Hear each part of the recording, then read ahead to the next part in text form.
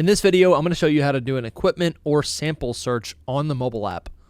After you've logged into the application, you can click in the top left corner to open up the main menu. Now you can click on the fifth item from the top that says equipment. This equipment screen allows users to search for equipment and view sample results. On this screen, you're going to see various fields from which you can select to locate the desired equipment.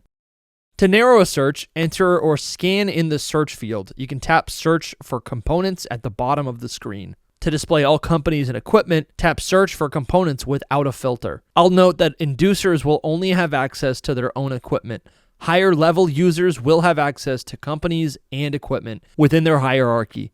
Scan option is available for unit, component barcode, and tracking number. To perform a new search, tap clear all at the top of the screen. You'll see this at the top right. And then you can narrow your search again by entering in all necessary variables and click search for components.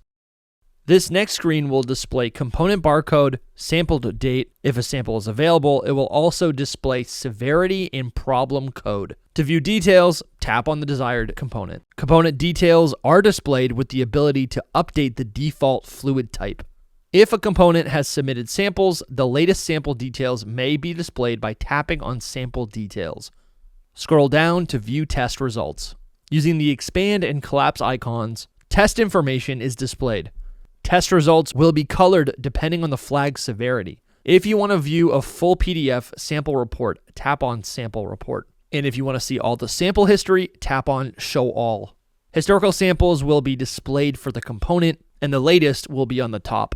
And that's how you do an equipment and sample search on the mobile app.